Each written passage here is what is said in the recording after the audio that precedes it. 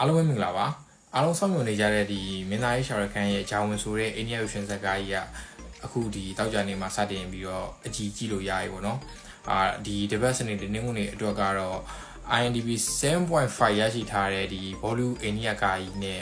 အပန်းဖြေရမှာဆိုတော့လုံးဝကိုအကောင်းဆုံးဝီကန်လို့ပြောလို့ရတယ်ပေါ့နော်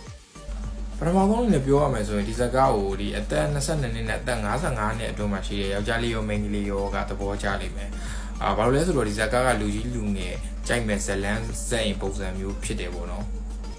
နောက်တစ်ချက်ကဒီမင်းသားရှာရခန့်ပေါ့နော်ဒီအသက်အရွယ်မှာဒီလိုမျိုးလုပ်ပြနိုင်တာပေါ့အိန္ဒိယမှာဒီလောက်မင်းသားတွေအများကြီးပေါ့ဒါပေမဲ့သူ့ကိုကြော်ဖို့မလွယ်ဘူးဆိုတော့ဒီဇာတ်ကားမှာတေးချာချာတွေ့သွားရလိမ့်မယ်ပေါ့နော်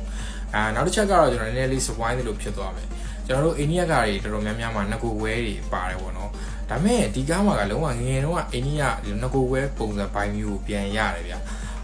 ပြောမယ်ဆိုဒီကားထဲမှာပါတဲ့နှစ်ကိုဝဲကတယောက်နဲ့တယောက်မတူလားဆိုတယောက်တည်းမဟုတ်ဘူးလားတို့တော့ခံစားရအောင်သူတယောက်ဆောင်ထားတယ်တော်တော်လေးကောင်းတယ်ပေါ့နော်ဒီကားထဲမှာပါတဲ့ CGI တွေကလည်းတော်တော်ကြီးကိုဖြစ်မိပြီးတော်တော်ကြီးကိုကောင်းလာတယ်ပေါ့နော်action ကန်းတွေကလည်းလုံးဝပြီးပြင်းတယ် over action တွေကတော့အိန္ဒိယကားရဲ့ထုံးစံတိုင်းပါမှာပေါ့ဒါတော့ကျွန်တော်လက်ခံကြည့်ပေးလို့ရတယ်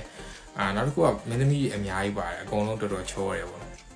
ဇလန်ရဲ့အကျိုးကိုကျွန်တော်ပထမဆုံးအနေနဲ့ပြောရမယ်ဆိုရင်တော့ပထမဆုံးဇက်ဝန်ကန်းကအစားသူတို့ကနည်းနည်းလေးခက်ချမ်းချမ်းနဲ့လာတယ်ပေါ့နော်ဘယ်လိုလဲဆိုတော့သူတို့ဒီအဖွဲကဒီအိန္ဒိယမှာသွားနေတဲ့ယထာတစ်စင်းကိုပြန်ပေးဆွဲလိုက်တယ်ပေါ့နော်ပြန်ပေးဆွဲပြီးတော့သူတို့ဒီအစိုးရနဲ့ဆက်သွယ်ပြီးတော့သူတို့လိုချင်တာကိုတောင်းတယ်ပေါ့နော်သူတို့တောင်းတာလည်းသူတို့ကိုချိုးအတွက်မဟုတ်ဘူးပေါ့နော်ဒီအရင်တော့ဖြစ်ပျက်ခဲ့တဲ့လေသမားတွေခံစားခဲ့ရတဲ့အကျိုးအတွက်ဒီလေသမားတွေနဲ့ပတ်သက်တဲ့အရာတကူစိုက်ပျိုးဝင်ကြီးစီကိုသူတို့တောင်းပြီးတော့သူတို့ဒီချက်ထားကိုပြန်ပြီးလွှတ်ပေးခဲ့ပေါ့နော်နောက်တစ်ခါလည်းအဲ့လိုပဲပေါ့နော်သူတို့ဒီစေးရုံတွေကိုဝင်စီးရနောက်ပြီးတော့ဒီကျမ်းမာရေးနဲ့ပတ်သက်တဲ့ဝင်ကြီးကိုသူတို့ဖုံးဆက်ပြီးတော့ဒီကျမ်းမာရေးနဲ့ပတ်သက်တဲ့အကူအညီတွေကိုပဲသူတို့ထပ်တောင်းတယ်ပေါ့နော်သူတို့တောင်းတဲ့တောင်းဆိုမှုတွေသူတို့ကိုရိုးတော့မဟုတ်ဘဲနဲ့ပြည်သူတွေအတွက်ပဲဖြစ်နေတယ်ပေါ့နော်